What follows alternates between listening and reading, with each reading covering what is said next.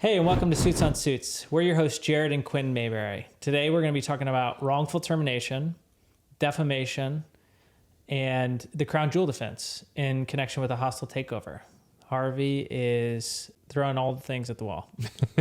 Trying a lot. Yeah. He's going deep into the well of defenses. For those following along, this is episode 7 of season 1 of Suits that we're going to be recapping.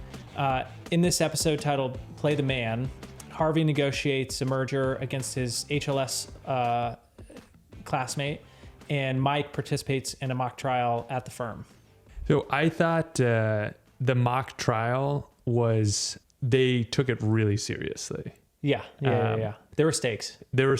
Yeah. And I understand how people would want to get their arguments tight for a mock trial, but trying to break a witness in a who mock happens trial, to be a colleague, and an employee of the firm went a bit too far. I agree with you.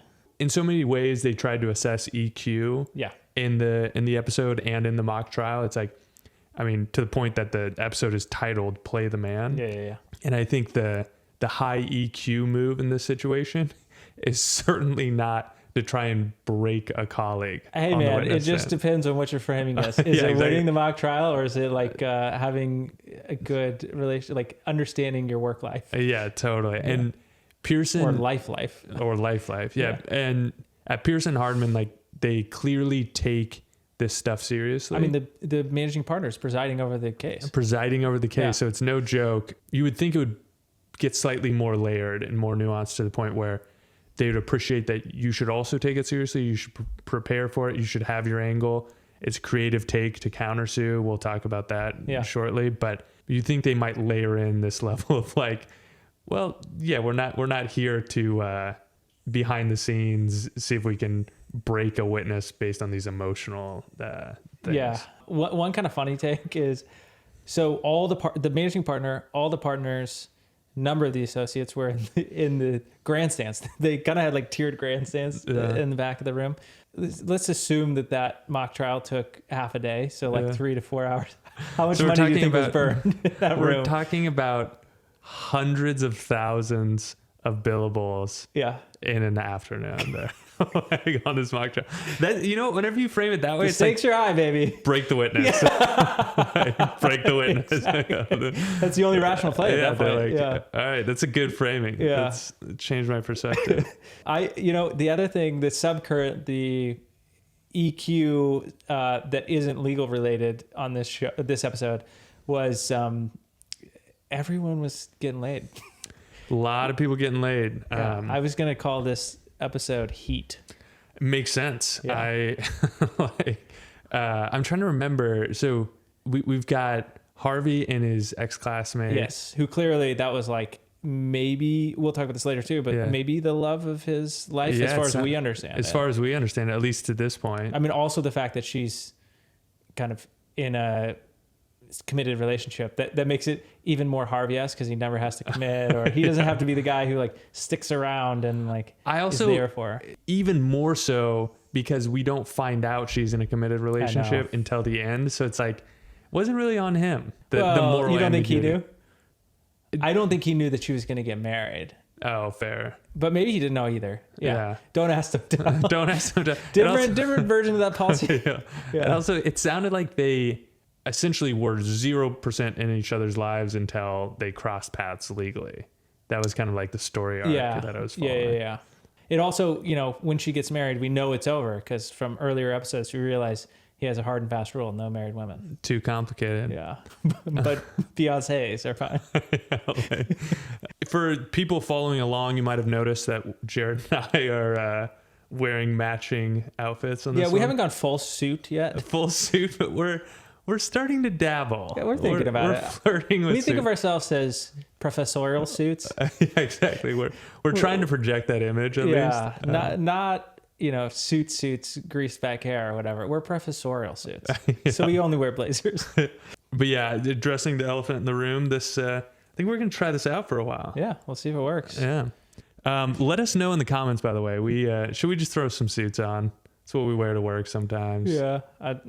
Not Jared, I guess. Yeah, not me. So Quinn, tell Quinn if he should wear a suit. I'll be wearing this for the foreseeable future. Okay, let's dive into the mock trial. So I'm going to hit the facts and set it up, and then I'm going to throw it to you to cover wrongful termination. Sounds good. Sydney Thompson is a consultant with Lunders Global Initiative.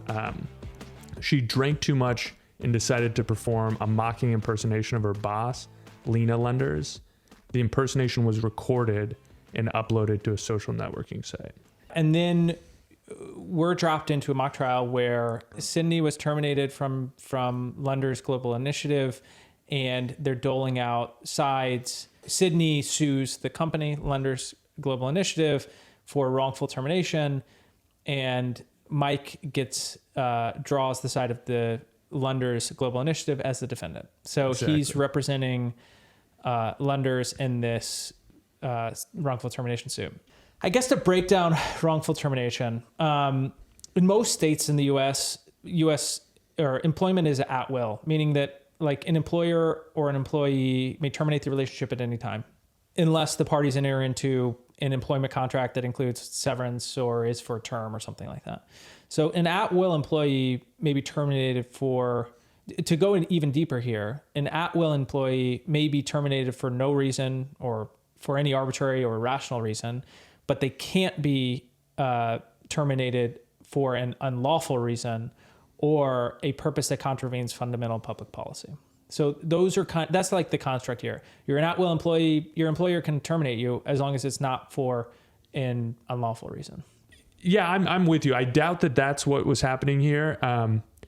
And for the sake of the analysis, let's assume that this was not a breach of contract cause of action. So another potential wrongful termination cause of action would be being terminated for some discriminatory reason, for example. Yeah, like an unlawful reason. An unlawful reason broadly. So can you explain a couple unlawful reasons? So a few of these, we're not going to be exhaustive and list every unlawful reason someone could get terminated, but probably one of the most common would be a termination that violates state or federal anti-discrimination laws. Yeah. So like an employer can't fire an employee or based on race, religion, gender, sexual orientation, or national origin. Yeah. And so this is an incredibly well-established right, yeah. which is part of the reason people often sue for these protections. And I think that, again, we don't have the facts to know if that's at play here. It doesn't sound like that's the reason she was terminated. Well, they're not, at least they're not presenting facts that give us the ability to kind of grapple on to this point. It's going to be rare that you have a very clear violation. Maybe you have a smoking gun, right? Maybe you have an email that says, we're going to fire this person because X, Y, Z. That seems unlikely. And this might be it's a lot of context clues. A lot of context clues. And this might be a good time to point out that there would be a lot of discovery in a situation like this to understand, patterns that the employer engaged in. You wouldn't be able to bring a suit like this just based on a hunch, quite frankly. There'd need to be some behavior, of course, that indicated that, that was the reason somebody was terminated. And how often do you think like patterns play a role in this kind of a termination? So to back into intent here, how often do you think like a pattern plays? I think it happens for large employers. Yeah. Obviously with a small employer, it's harder to establish a pattern. But I think with any employer, if you see, I guess you can view pattern in two different ways. So one, this like statistical analysis where, X percentage of employees of like this particular class are not promoted or fired, more often. Yep. There's another pattern. And I guess really what I was trying to point to is if you have emails where there's discriminatory language or where they're expressing discriminatory sentiment in the past, even if maybe that isn't tied directly to the termination at question, if they have this behavior of discriminating against people in the workplace, then that's one way to establish that. So, okay. Another kind of unlawful termination practice would be a violation of a whistleblower statute. So an employee blows the whistle on their employer, and then in retaliation, so for something like a violation of state or federal law or an unsafe working condition, and then the employer subsequently fires the employee for blowing the whistle. Yeah. And so we see that with big corporations fairly often. Totally. And those can be enormous lawsuits. And I think largely because the government's trying to establish this policy where these big employers are going to have to pay a price. See something, say something. See something, say something. And there's going to be a real cost associated with terminating somebody who's, bringing to light Boeing planes going down or something like that has this real material impact on our society. They want employees to be able to bring that stuff to light. Yeah, or like a chemical company dumping chemicals into drinking water or something like that. But these are vagaries, but yeah. Yeah, of course. Yeah. And so again, we don't have anything in this case to establish that. So, but let's hit a couple more. So there's retaliation which is similar to whistleblower. It's just whistleblower is like a very narrow version of retaliation. This would be, an easy one is firing an employee for claiming about sexual harassment, or firing an employee for complaining about kind of unsafe, or discrimination would be a better one, or creating a hostile work environment. This one actually maybe has some legs, I think. We start to get to a point where even with the minimal facts we're given, there might be something here. They've expressed a sentiment in the office about, and they were, or they were joking around and they were arguably retaliated against. Yeah, I think this would be the one that I would probably throw most of my weight behind because of the evidence that we've been presented, which again is very narrow. Yeah, and so that's a great point. And I guess just to clarify here, we're talking about on the video, if she were joking around, but complaining about a hostile work environment, for example, that would be a protected form of speech where you can't retaliate against. Yeah, agreed. I mean, the forum that she chooses, a drunken party after work, the way in which she complains about it, not to HR or not to her manager, but broadly to colleagues, is going to cut pretty hard against the... Great point. Yeah, the evidence that you're bringing forward, but this one may be the strongest claim that she has. The final one I kind of want to talk about is if an employer terminates an employee for taking time off under some kind of leave policy or statute that's protected, and this just doesn't seem to fit the facts here. Yeah, and so a really common one here is people being terminated for taking maternity leave. Exactly. And we just have no indication that that's at play here. Yeah, they really anchor the arguments around this video and her kind of statements made in the video and then the termination following it.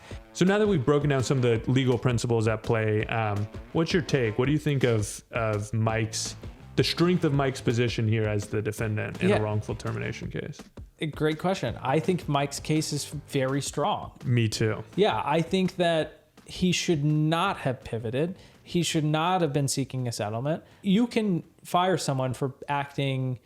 First of all, you can fire someone for no reason, but you can fire someone for taking an action that was putting the firm in a bad light publicly, right? Like, absolutely. I mean, if you're an at-will employee, the firm decides that, you're not reflecting positively on the firm, they can decide to end that relationship. And on top of that, the burden's on the plaintiff to determine if there was an unlawful reason for the termination. So I just think in a lot of ways, they have a lot of ground to make up and a lot of work to do. And like, I don't even know what their framework is. What are they going to be claiming? What kind of rule were they going to claim that they violated? Yeah, really hard to tell based on the facts. Assuming that the plaintiff were an at-will employee and she were terminated because, her behavior reflected poorly on the firm and nothing more, that's an incredibly strong case for the defendant. Now, to think about it from the plaintiff's point of view, is there potentially some kind of discrimination happening here? We don't know what the facts are, but maybe there is something undercurrent. I wish they would have flushed that out a little bit. If that's what they were going to claim. I think the next one is retaliation. Was she there may be an argument that her statements that went viral were discussing some kind of unsafe environment, some kind of hostile work environment, some kind of sexual harassment that she had experienced. And in that case, they would potentially have a claim and could move it forward. Yeah, and it seems like there's an argument to be made that that her jokes were kind of airing out her attitudes towards the work environment. And so I think if you had to build a case here, it would be around that retaliation towards expressing opinions around a hostile work environment. Yeah. I think that would be the first place I would want to start asking questions about. Yeah, you're putting on your plaintiff's hat. If you're putting on your plaintiff's hat, what are you asking her? Where are you pushing your discovery? What are you trying to figure out? Yeah, so I would start by asking all kinds of broad questions about her experience at work, but this is where I would go. Yeah. I would ask if it was a hostile work environment, and I would certainly want to know what opinion she was expressing in the video. Yeah. You'd want to know more about her employment file. Were there performance-based issues before this happened? Yeah. That would certainly cut against her. Whereas if there were no, if she had incredibly positive reviews, that would cut in her benefit. Yeah. Cut in her favor there. So all this to say, you'd also want to know if there's a pattern of like her getting drunk at work events. And absolutely, because that's right. That's a pretty decent reason to let somebody go. Yeah. These analyses, I think Jared did a great job setting up some of the considerations. They're going to be really fact intensive. Totally. And you're going to want to chat with a lawyer about it ultimately, but those are some of the things to think about in the context of wrongful termination. It kind of frames the argument that they're making here in this case. So I think, and then the mock trial pivots pretty quickly towards defamation. It's a procedural. They're trying to make it dramatic. They're trying to show Mike being he's a savant. Yeah. And what they're trying to show is that he thought of something no one else would have thought of. So Mike pivots to defamation as the way they portray it is almost like a defense against the wrongful termination. Yeah. It isn't. It's a separate action. It's not. It absolutely isn't. So whenever you bring a cause of action, there are affirmative defenses. This is not an affirmative defense. This would be Mike countersuing. Yes. And they do say he's countersuing, but they kind of drop the whole concept of unlawful termination, and the whole case goes to a defamation case. So if there was a countersuit here, you would fully litigate the wrongful termination issues and the defamation issues. And we kind of set aside the wrongful termination issue. Defamation occurs when somebody publishes a false statement that harms somebody else's reputation. Yep. High level, that's what we're talking about here. You've got two common forms of defamation, and these are words I assume people have probably heard a decent amount. Yep. You have written defamation or libel, and then you have spoken defamation, which is slander. Slander sounds so nasty. Don't slander me. I know. Quinn loves to say that. Well, I have to around this guy. No, so you have state common law and statutory protections that govern defamation. You're going to get tired of hearing us say this, but these things vary from state to state. But a lot of the general principles are going to be the same. Before we break down the legal components of defamation, high level, you have a couple issues with defamation. Yeah. One, you are free to express your opinions. So you can say, I think so-and-so is a horrible business person. Yes. That is very different than stating something as a fact. So-and-so stole X money. Exactly. Yeah. You are free to state your opinions, and it will not be defamation. Yeah, those are protected under First Amendment rights. Exactly. So that's one principle. A second thing but before we dive into the legal elements, a second thing that I think is worth discussing and comes up a lot is this issue that oftentimes the defamation lawsuit brings more publicity to the issue than the initial publication.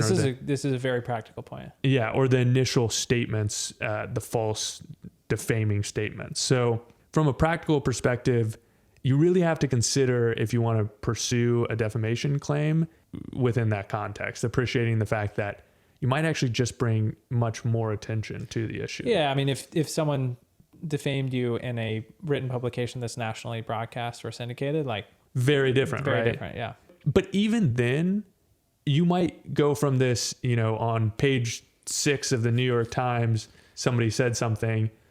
So if you're a celebrity, right? And like that could be relatively inconspicuous news to creating a 24-hour news cycle It's worth around a thought. the issue. It's very practical consideration. Worth a thought. Now that we've discussed a couple practical considerations, let me break down the elements of the claim.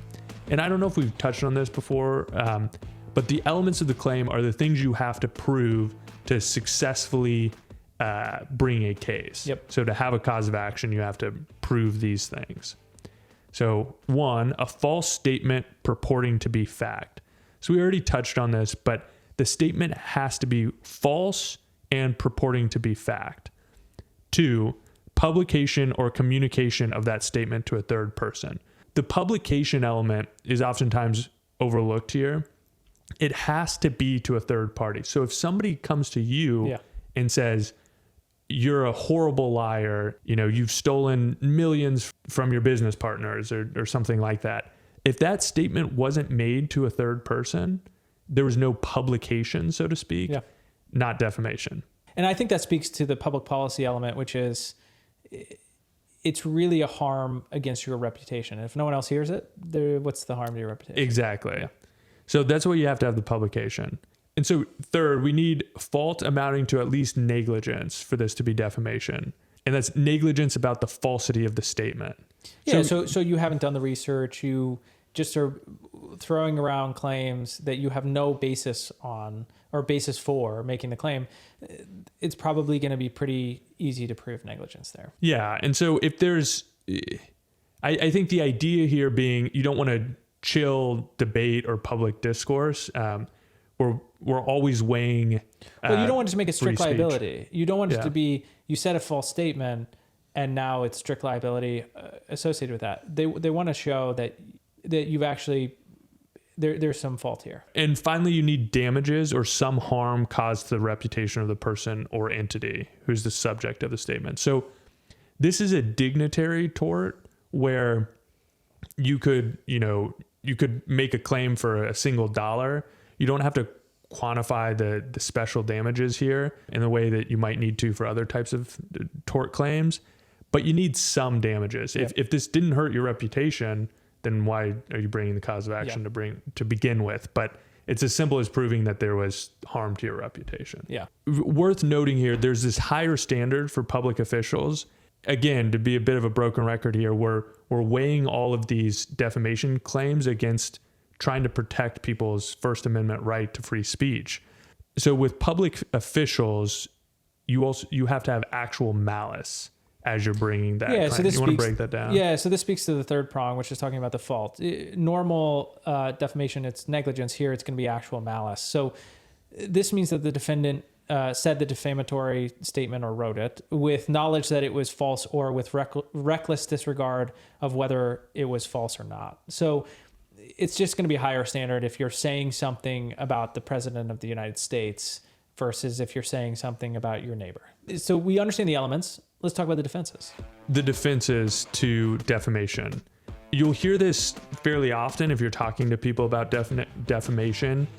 Truth is an absolute defense. Yeah, it makes sense. It's not a false statement. Yeah. How's it defamation? Yeah. It's widely accepted as a complete defense to all defamation claims. It also, more than just being a defense, it just speaks to their inability to prove one of the four prongs or four elements of the claim. Exactly. Yep.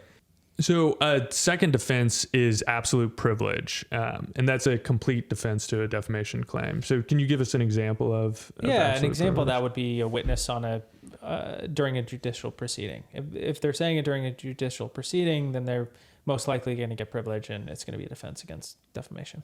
All right. And then finally, we have qualified privilege. This permits somebody to make a statement that would typically be considered defamatory, but under specific circumstances, it's not. And can you talk to us a little bit about, Maybe give us an example of one circumstance. Yeah, and one example is like you're in a legislative hearing and you make a statement that's defamatory. That doesn't have the same level of privilege as a witness on a witness stand in a judicial proceeding. Makes sense. So let's turn back to the case now that we've discussed the elements of defamation and some defenses. Mike decides to take this route, which I'd love to hear your take. I think that this is a much harder route to take. So I think one of the first things to think about is Mike switched from being a defendant, who does not have the burden of proof, to being the plaintiff, which does have the burden of proof. Obviously, there's caveats there, but generally speaking, those are the different standards. Burden of proof means you have to prove the various elements of the claim, either in a criminal case beyond a reasonable doubt or in a civil case above the preponderance of evidence. And so he's now taken on a higher burden, or he's taken on the burden of proof in this context. Yeah, in civil cases, the burden of proof is much lower than in criminal cases, where it's essentially, courts get really particular about how this is phrased, but to roughly understand the idea, it's more likely than not. Yeah. And so the burden of proof isn't particularly high, but you still have to prove each of these elements and convince people that it's more likely than not.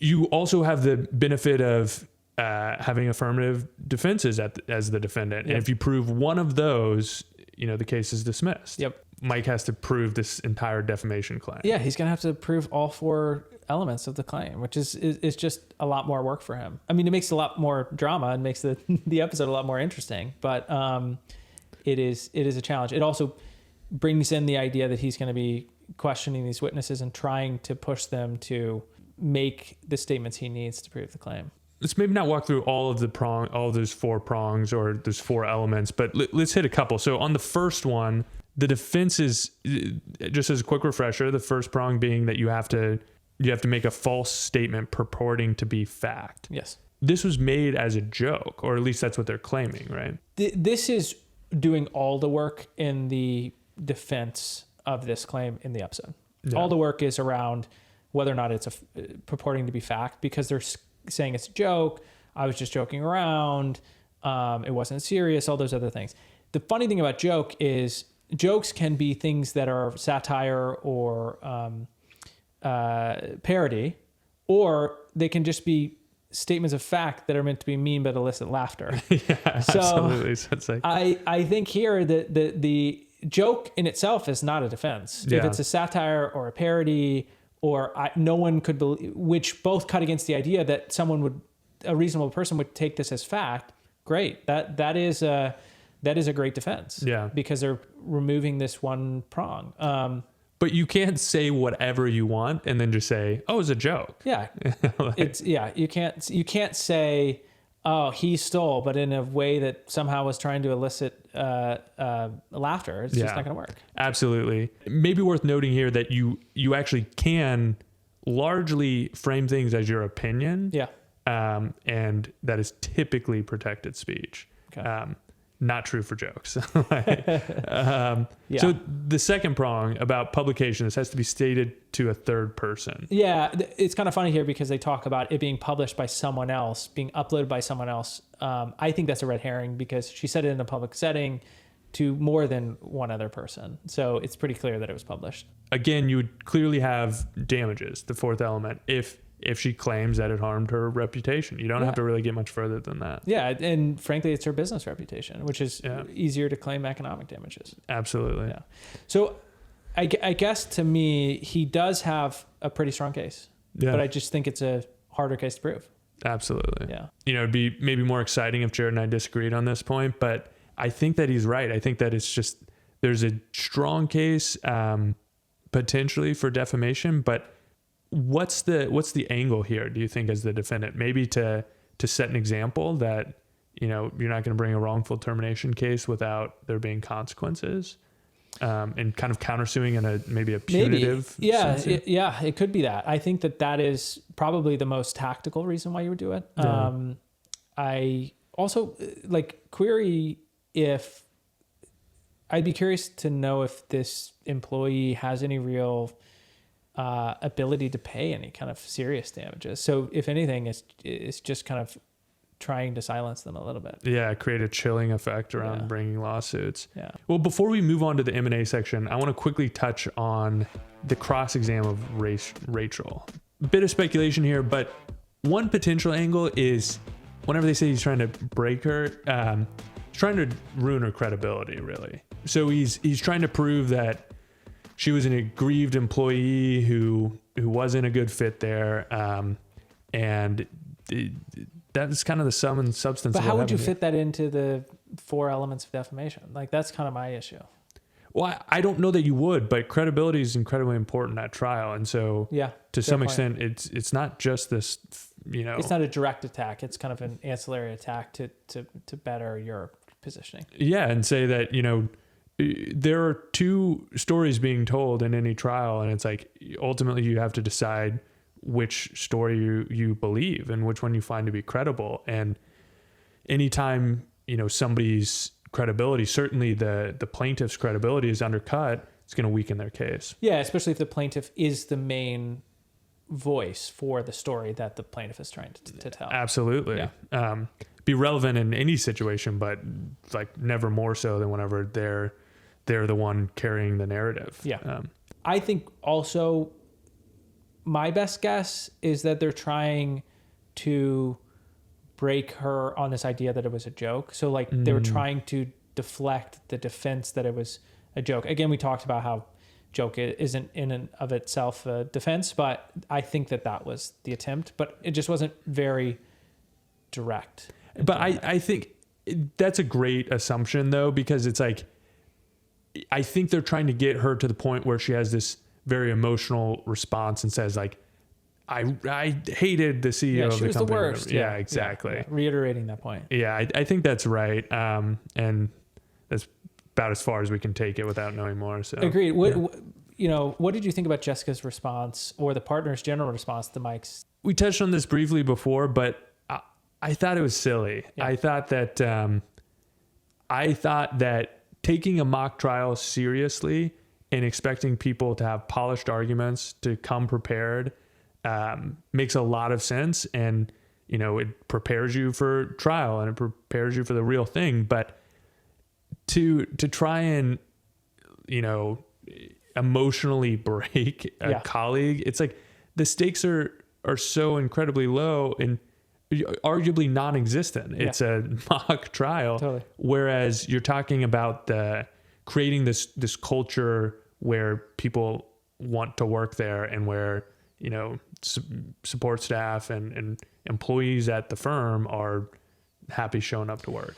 I think on top of it, it's like the people playing the plaintiff and the defendant and the witnesses are all making up their stories on the fly. So like it's also just kind of weird to think about breaking them because there is no truth behind it. It's all facade. Yeah.